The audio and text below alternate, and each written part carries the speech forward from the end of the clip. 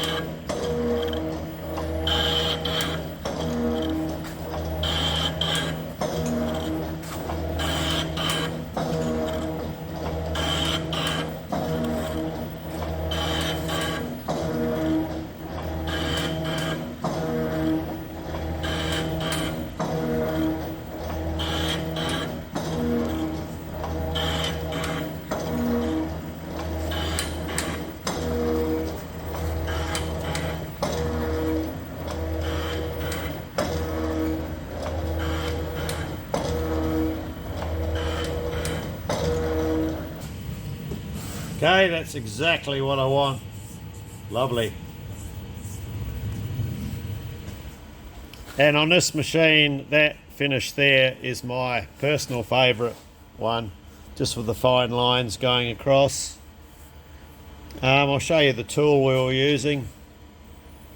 Just one of the old carbaloy brazed carbides with a decent radius on the end of it. And yeah, this is my finishing tool for cast iron, and yeah, it just gives me that grainy finish that I like. Yeah, lovely. Well, I think that's all of the shaper work complete for this project as far as I'm aware of, so we can get these out and get our bushes made. Okay, so off camera I made up the two steel bushes that'll go into the tops. They're just a top hat style bush. So we'll get these tapped in. Now they're just a very light tap in fit. We'll just make sure we put a bit of oil around them.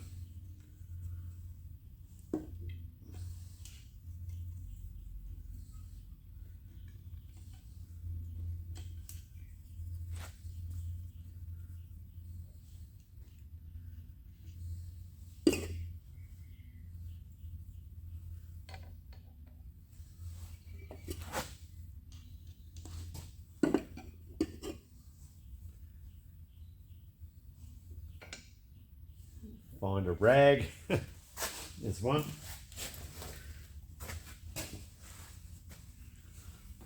Find a hammer. Think I'd be organised. Okay, these should knock in quite easily. I'm just using our our through bolt to knock them in. Sort of holds them square as well. Hopefully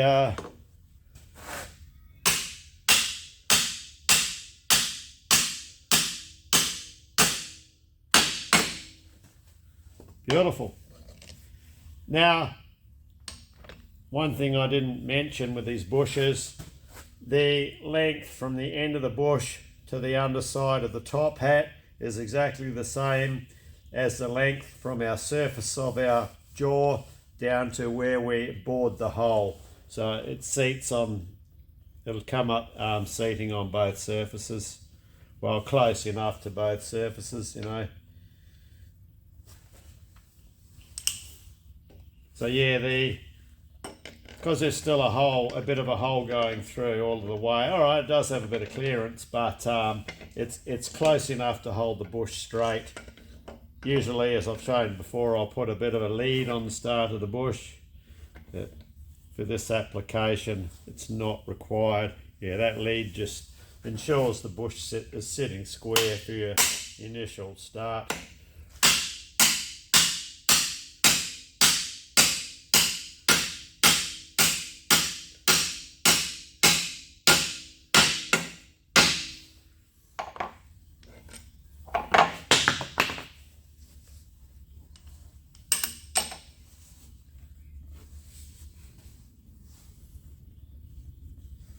They all went in lovely.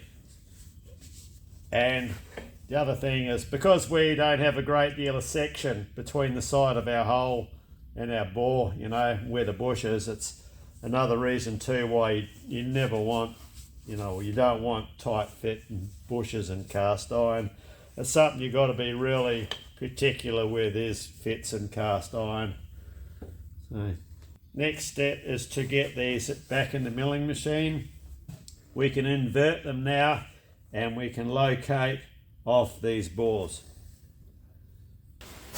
So this will be our locating spigot bush that we'll use. This will have a through bolt going through it to clamp it down to the milling machine table. We'll use a cap screw because it's got a small head. So yeah, with this bolted down, this is a neat fit in there. Nice sliding fit. No play. So this will locate our jaws when they are inverted on top of that. So we'll get this bolted down to the mill table first. So we've just got a T-slot nut down there. Set that over there. Stick that in there.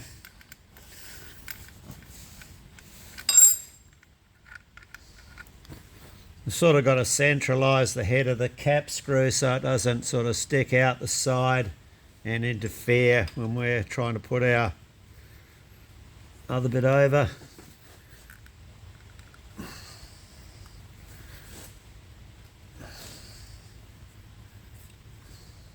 That feels okay. We'll have a test fit. What I'll do is I'll put a couple of parallels down as well for our jaw to rest on, otherwise it's going to be wibbly wobbly. Doesn't want to be sitting on here.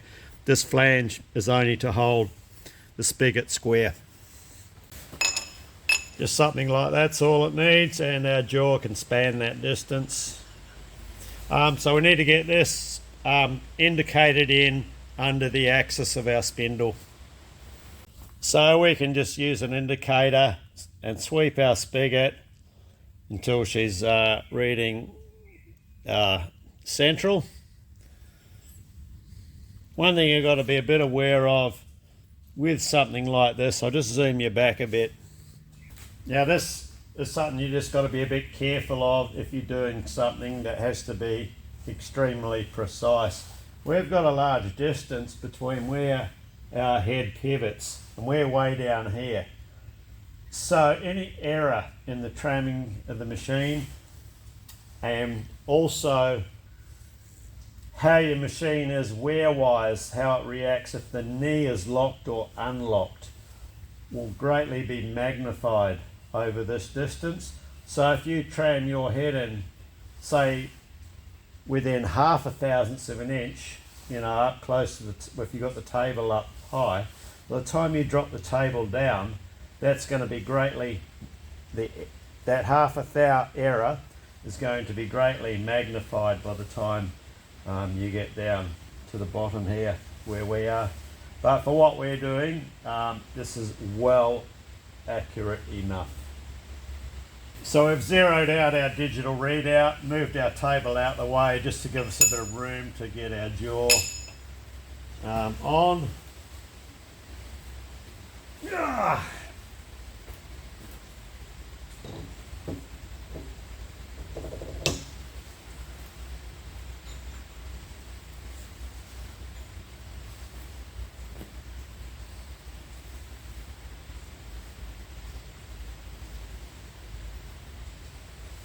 So I think we'll just put a couple of strap clamps over the top. I think that'll be good enough. There's a little bit of play there, you know, because of the distance we are above our spigot. I might have to put an angle plate or something in here. Let's just get a couple of strap clamps in first and then have a look. So just angling our parallels around gave us a good stable base to clamp down onto. So it's just pulled down nice and solid just with the strap clamps and some packers. All good there. Yeah, so this is the fending hole in question. This piece along here is a steel piece that's been added in from a bingle, so the whole face of this jaw has broken out at some stage. We'll get a better shot of that later. So yeah, the repair that we have to do on the hole, we need to make this oval hole into a round hole. As you can see, there's a fair bit of wallowing action there that we don't need to be there. So we'll just bore this out. We'll probably go 20 millimeters deep will be plenty enough. And until we get a round hole, we don't want to be encroaching too close to these cast walls here, so we'll just take the minimum to get a clean up. We don't care about these missing bits here and here. They are what they are, as long as we get enough of a hole to support a bush. Okay, so this bore's going to be a little bit problematic in a way that the edge of our tool is pretty well in alignment with the edge of our bore there. But when we come around half a turn, the edge of our tool is right out here. So that means we're going to be cutting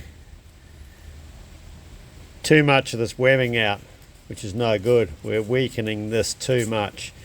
So the only way around that is I'm going to have to shift the table across that way, record our measurement, bore the hole, and then when we come to make the bush, it's got to have an offset bore in it. That's the only way we're going to get around this and maintain the integrity of these two webs here, which, you know, we don't want to weaken. So what we'll do, yeah, we'll pick up off the two high spots on this bore, which is there and there. We'll just bore it true to that, and then yeah, measure our offset and make the bush accordingly. So if I scribe a line there with the tool, we need to come. I'll move the table across till the tip of our tool splits this distance here. We'll have another look.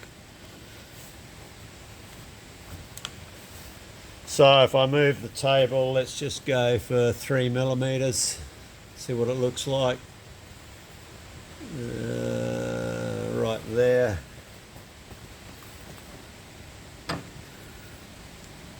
Oh, it would hurt. I need to go 3mm in the right direction.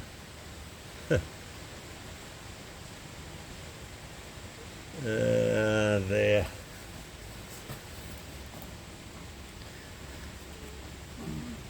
Okay, that's looking better already. Okay, so I'll wind my tool in now.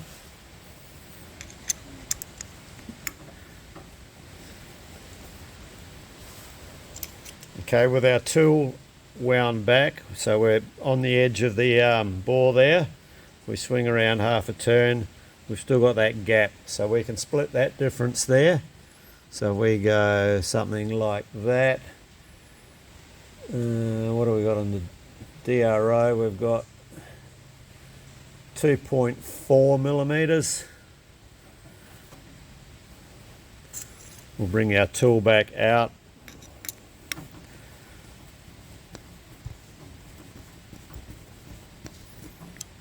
We're sort of on the edge there. Yeah, we're near enough to the edge there. Okay. So I'll write that figure down. So we're going to have a 2.4mm offset for when we do the bush. So we know our face, I've checked the face of our jaw for squareness and it is sitting square. So I'd say that's probably come about, I'd say due to when we did machine these faces initially, we had nothing true to clock off, everything was worn and curved and that. So, you know, I've only got to be out a little bit and over that distance is a lot. And add that to, we don't know how the thing was set up when it was reworked originally, you know. Yeah, you know, we've got a lot of stacked errors that we're dealing with and trying to make everything square here. So machining the offset bush will bring everything back into alignment. Okay, so let's just sneak a light cut through. I'll just ease it down by hand and just see how the lay of the land is looking. Sure, we're in gear, just running on 220 RPM, same as when we were doing the other side.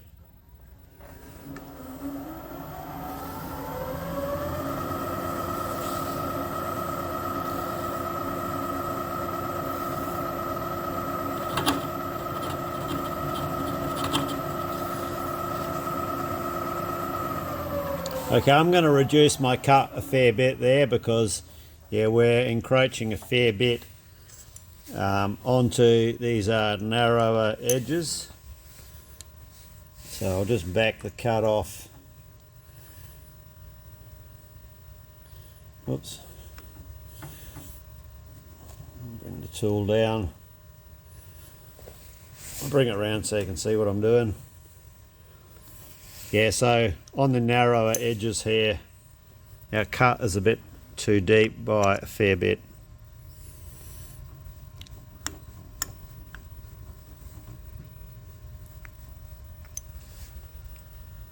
That might be a bit better angle. So yeah, I'll go a bit more. Backed our tool off. See how that goes. Put it in gear.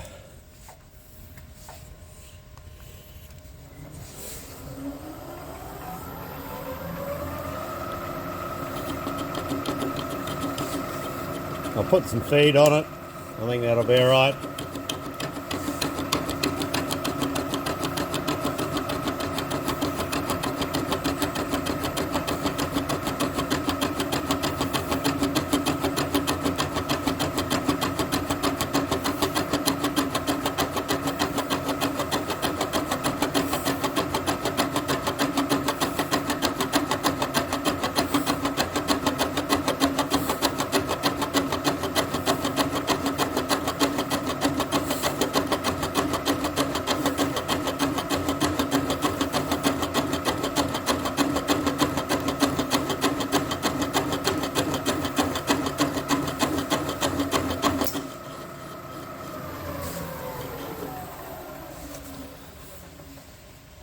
Okay, that's looking quite good. You can see we're coming in relatively even now between the two areas, so we'll keep taking the diameter out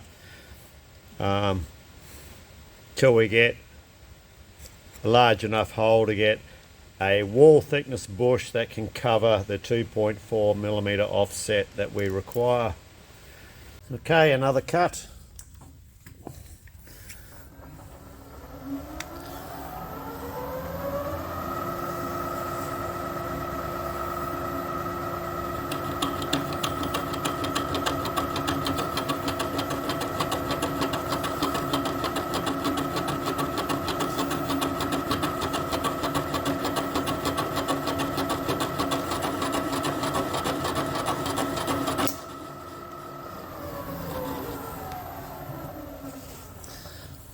Okay, yeah, we're just taking it steady because our cut's half in steel and half in cast iron.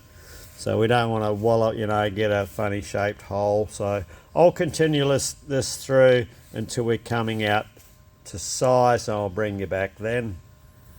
I was just admiring the workmanship that had been carried, that's happened when they've put this repaired plate in, and thinking, geez, I've done a marvellous job of that, So I think, well, what's actually holding it in there?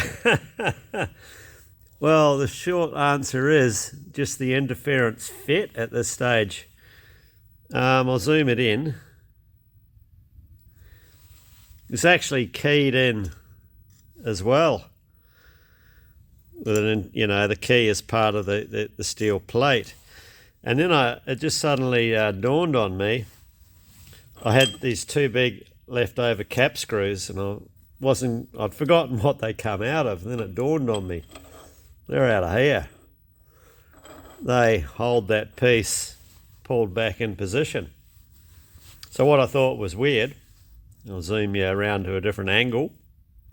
It has these two raised lands that have been built up and cut into the casting. And I sort of scratched my head over that a bit because I'd forgotten about these cap screws. And that's to support the head of the cap screw. So cracking repair job. So I best get these cap screws in before we proceed any further and have a catastrophe on our hands.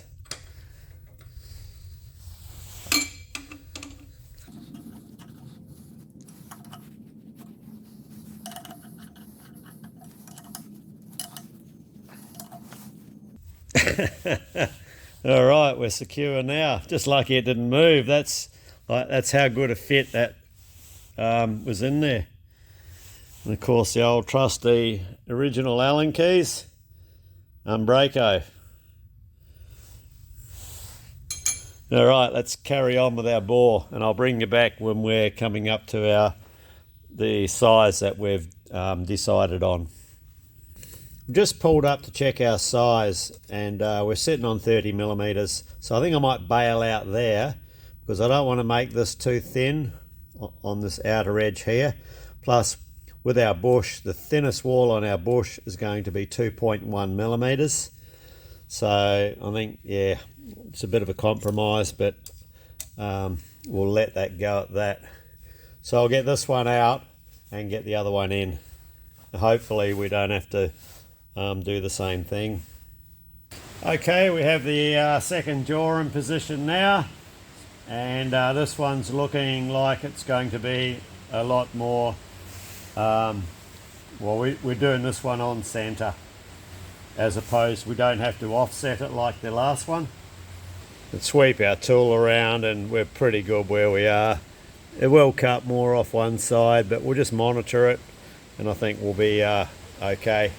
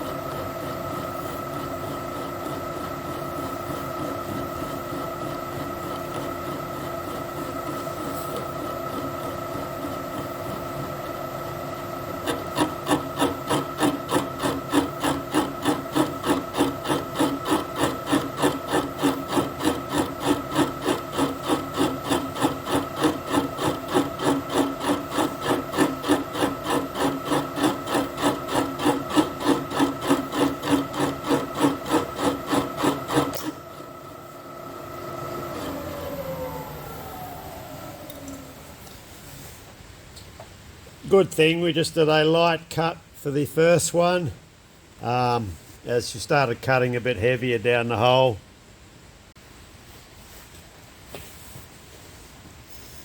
Just put on another cut.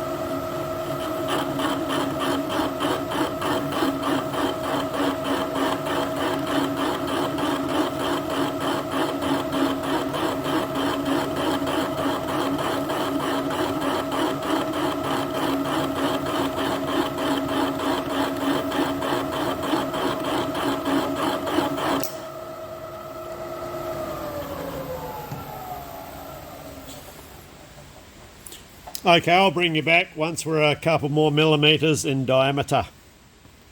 Okay, that's that one done. It's only a thin walled sleeve that goes in this one. I mean, all it has to do is centralise the clamping stud. So, okay, that's that out the way.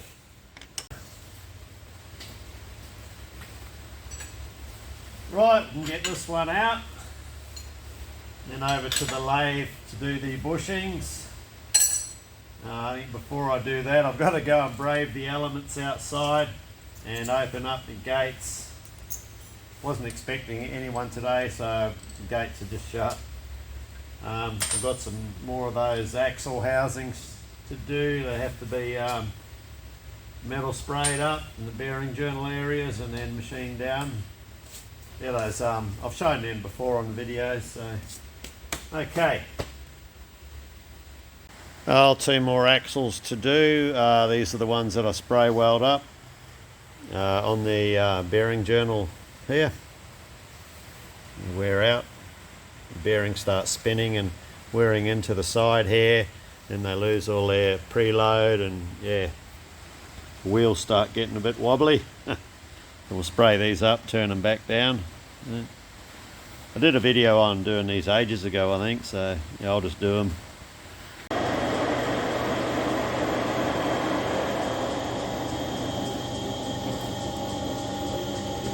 That's the second one all sprayed up. That's the first one ready to go into the other lathe for finished turning down to the bearing journal size.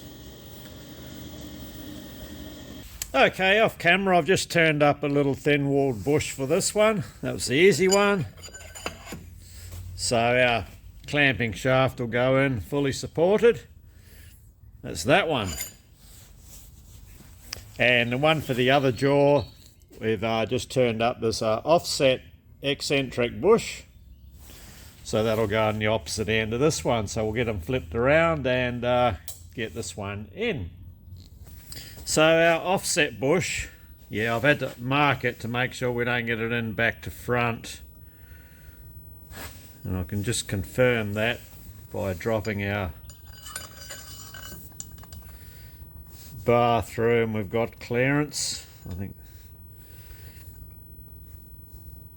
What I think I'll do with this one, because when we bored the hole, the boring tool, it's cutting half in steel and half in cast iron, so you get a bit of a different deflection rate. So we've got a relative size for size fit with our bush. So I think just to be sure, I'm going to put a little bit of 680 retaining compound on it as well, just to make sure.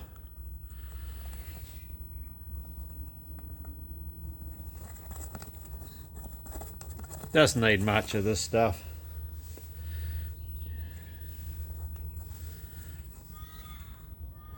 A couple of drops will do it.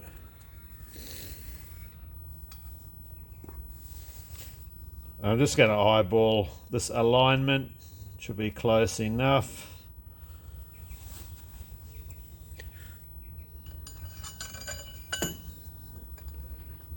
Something like that will work. Just give it a bit of a tap in.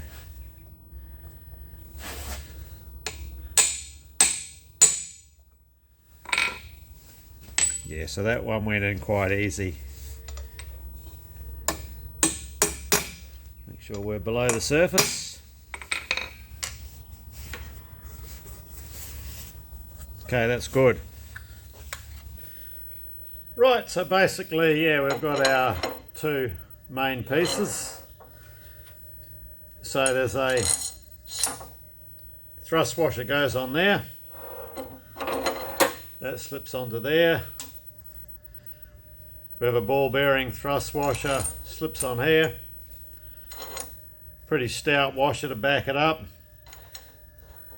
And a nylock nut will go on there. So a final assembly will do up the nylock, and that'll do for the adjustment. Of course, when it's adjusted up, it won't have that play, but when we do the vise up, yeah, the two close together. So what I've got to look at now is this guard that goes across the top of the lead screw and sort of goes in, passes through these chevron shaped recesses that we have in there. So I'll go and have a poke around, see if I can find something that will serve the purpose, and then we'll get it fitted up. And of course these blocks sit down inside here, so you only really see the top part here level.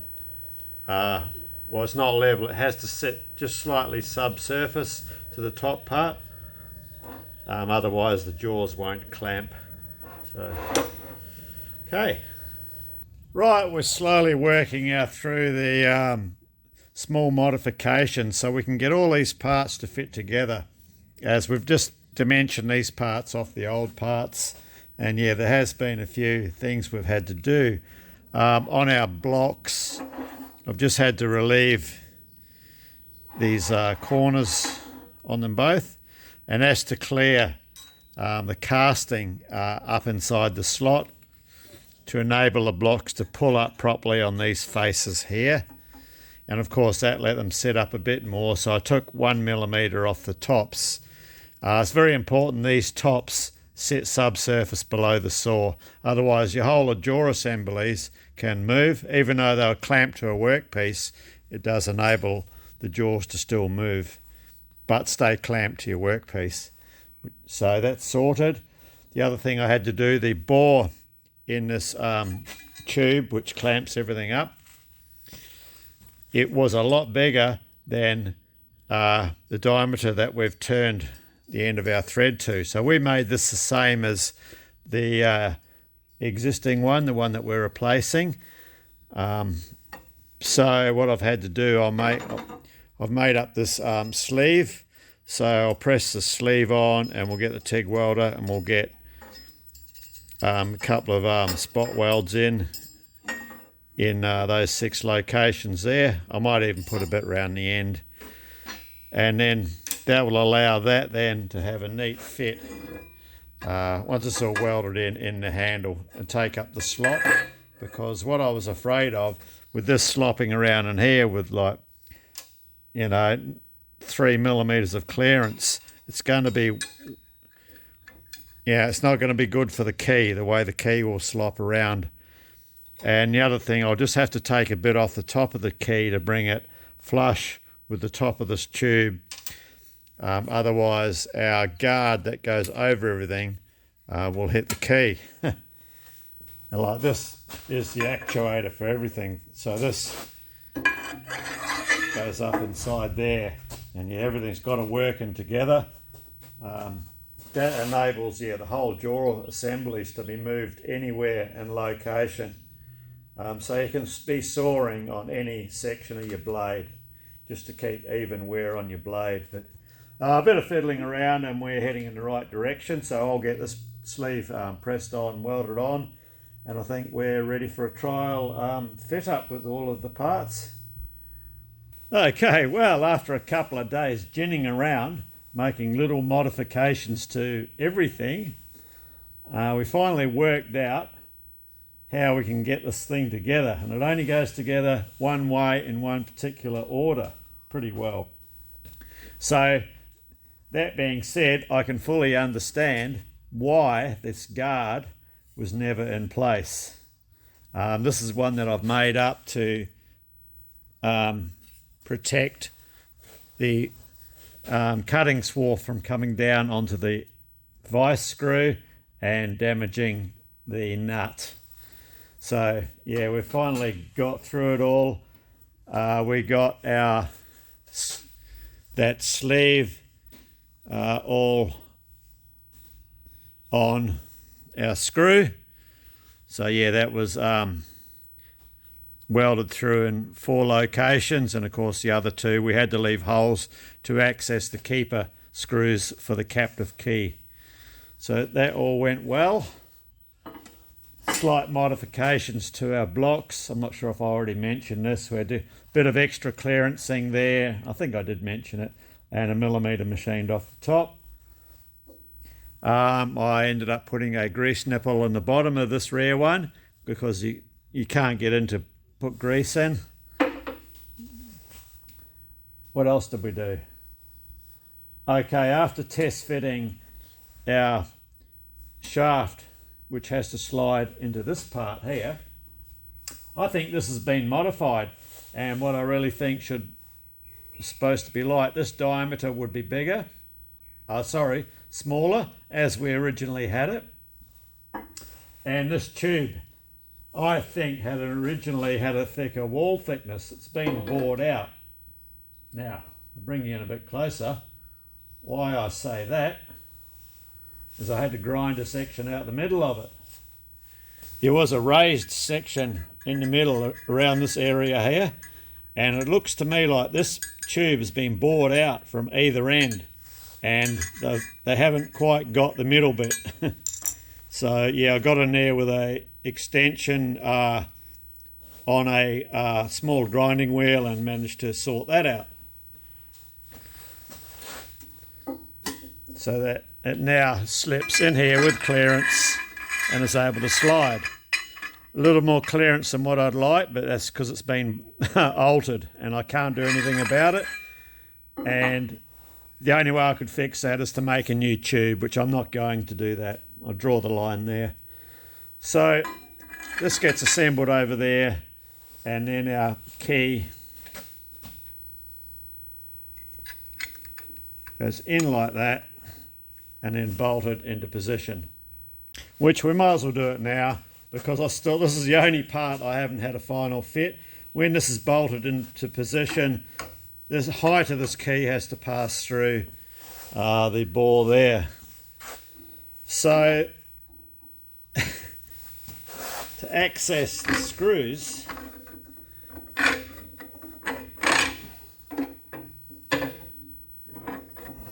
okay, we have a hole here.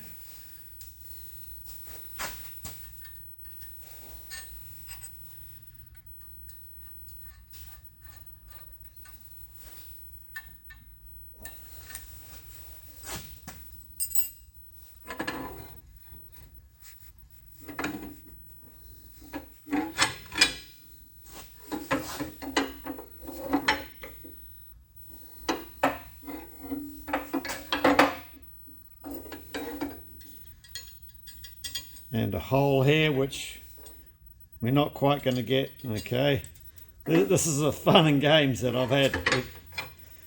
So the other screw has to go in first, or I've got to just alter this hole. So now you can see the challenges that I have had the last 2 days,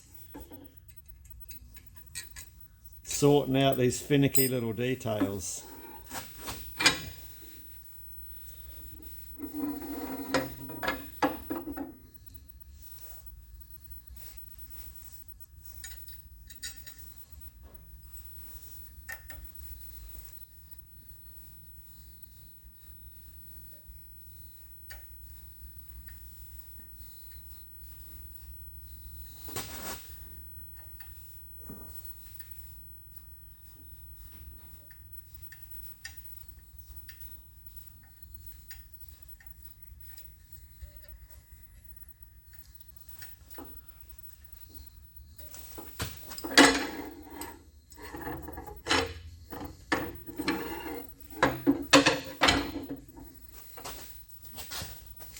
Yeah, she's got a classic bit of German engineering, this is. And you get the right screw.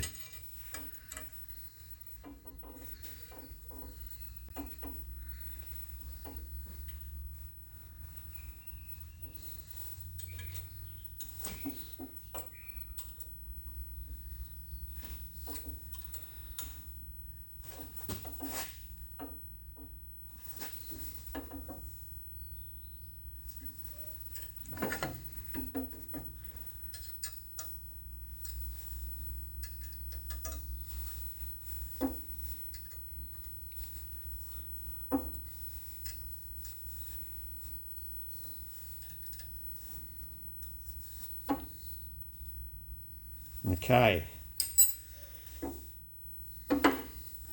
so the big test now, which I haven't checked, does this fit through the hole? Oh, just does, no clearance too. Okay.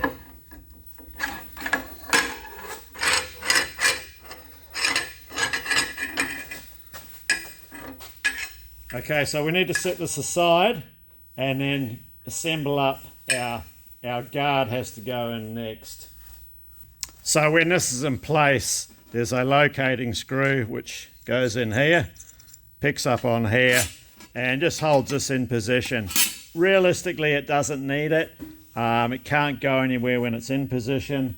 So I was going to leave it, and I thought, the thing's just going to rattle around and give me the shits with a rattling noise. So we put this little stand off here, and that will secure it into position.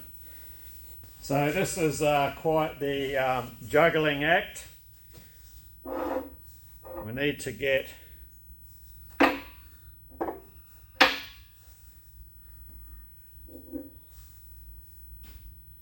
actually, you know, I could probably try it this way. I get both of these in here, feed it in from underneath possibly.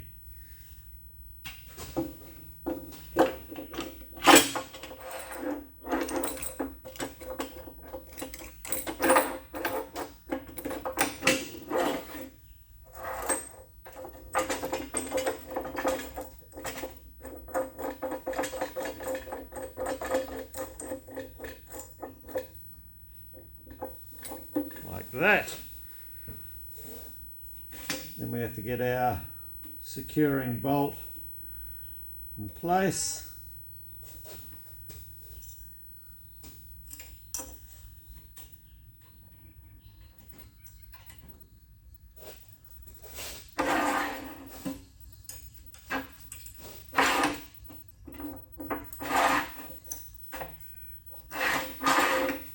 that does tighten up a bit towards the end here. There is a bit of wear in it, but it does slide freely. Tighten that down.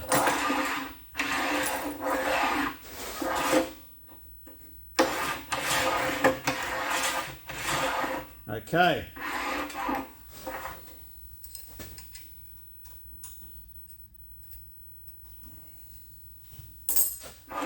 So the next part of the puzzle is our screw. So we can get that screw assembly put in.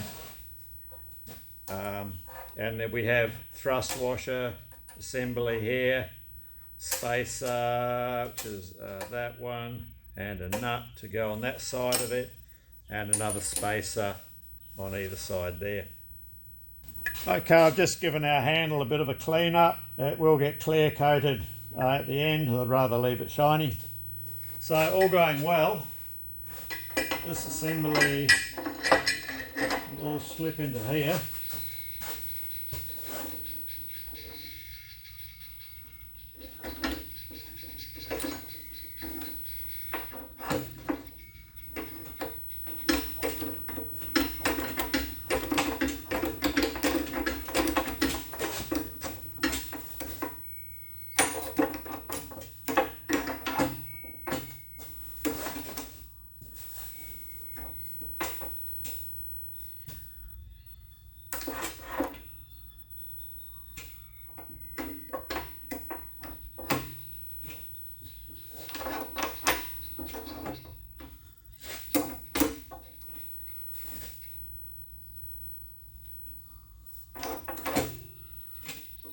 Something appears to be stopping it. That should slip all. Oh, I know what it is. We're not centered.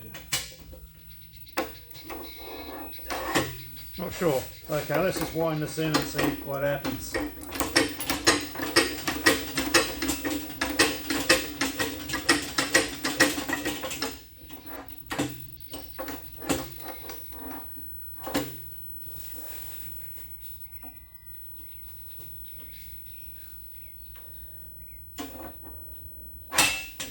Ah, I see.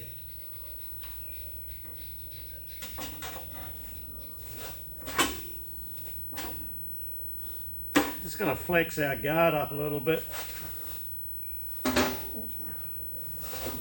just to give it a bit more clearance.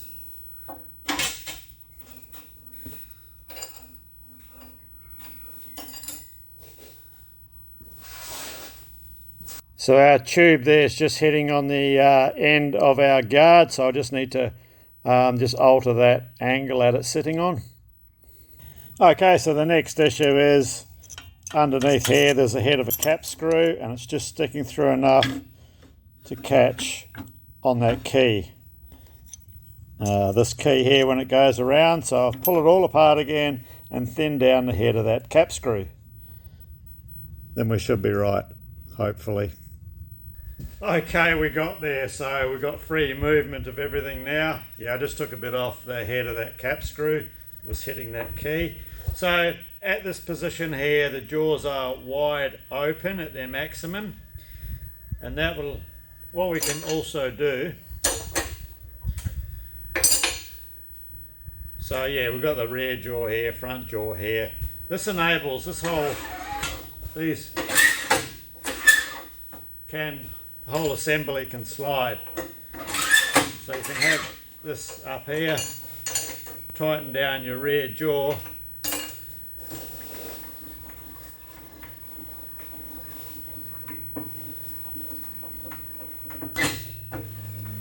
and close in your front jaw.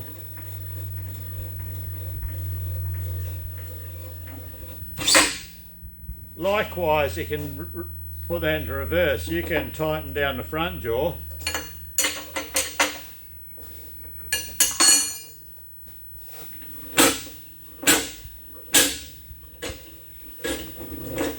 and the rear jaw will close. So either can open and close, and the whole assembly can be put anywhere. So what I need to do now is get the other stud.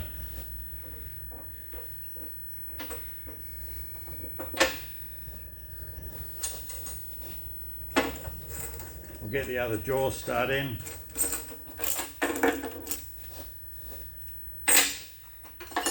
Yeah, she's been quite the mission.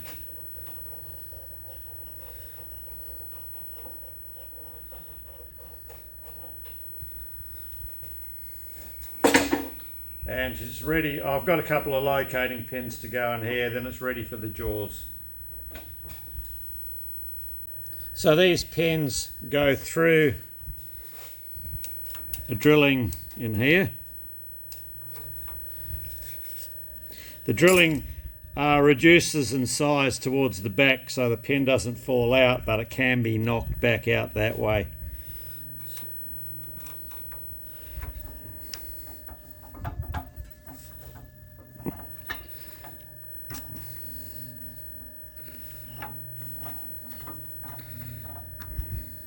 And they're match marked, they only go one way. Of course, when you trial fit them on the bench, they fall in.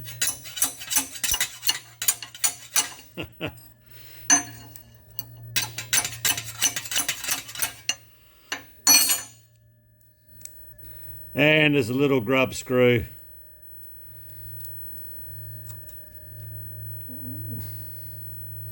to lock that pin in, which is going to be quite awkward.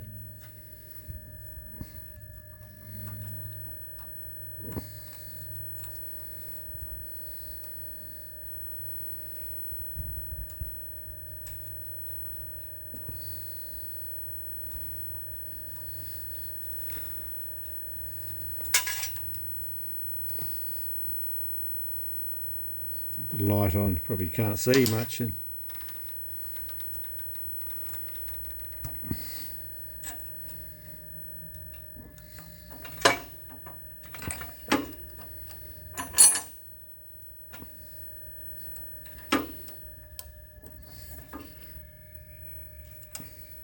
Okay, the other one has exactly the same setup.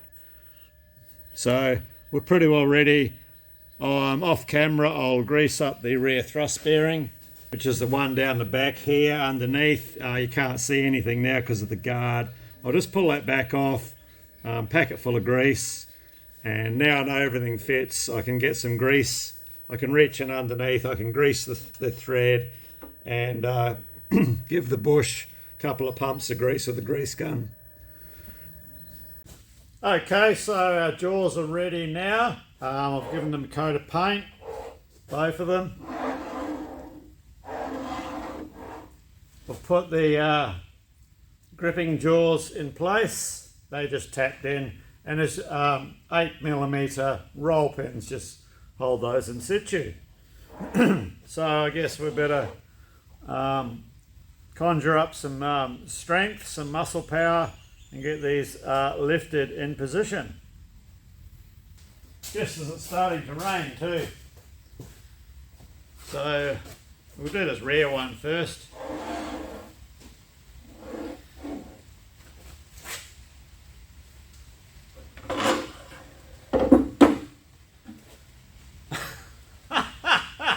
Missed the hole, she said. Let's try that. Let's try that again.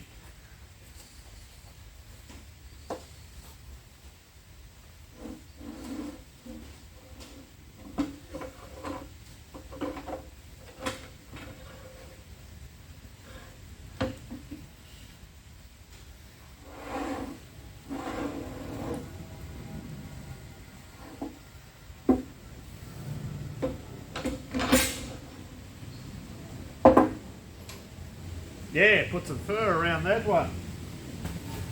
Okay.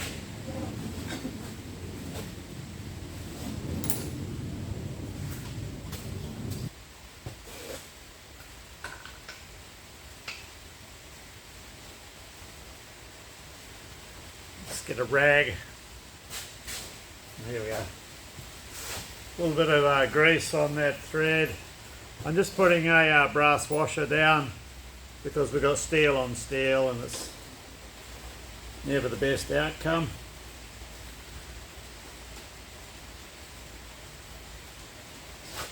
A little bit of fat on that one as well.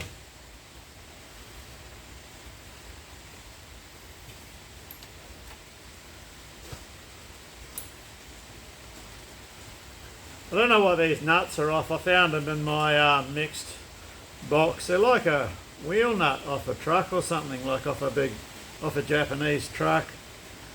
Not sure.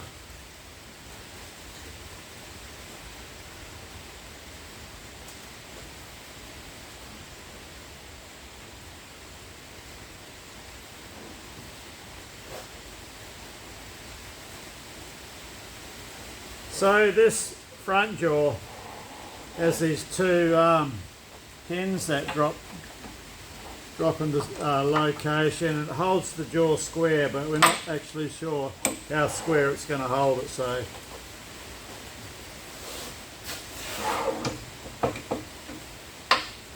and I've dropped into location there. Here's a better view. Yeah, they've got like a detent thing inside. Lift them up and turn them fraction of a turn.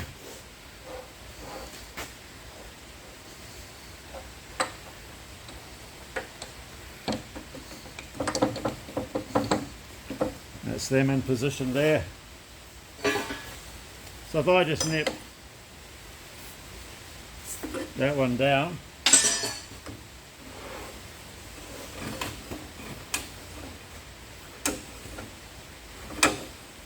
I can see our guards just hitting on that tube a little bit. Just investigate that. Now, so I just eased that tin guard just up a fraction. And, running good now.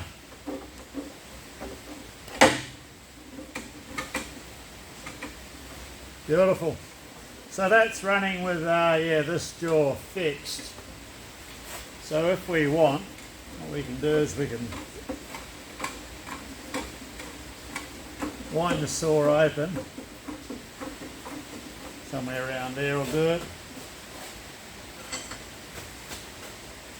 We'll nip down this rear jaw, slacken off our front one.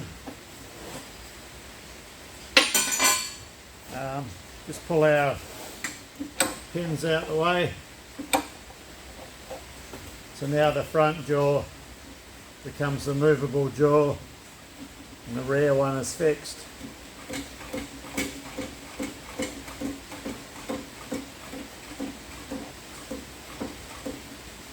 Okay, swivel a bit. Bit of self-alignment there.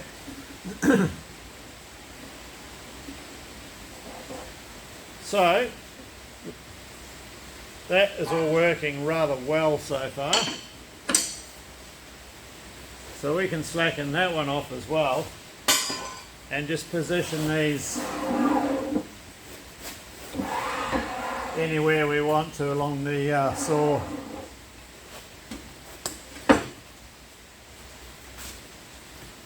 So this rear jaw can get pinned in location. The old pins here.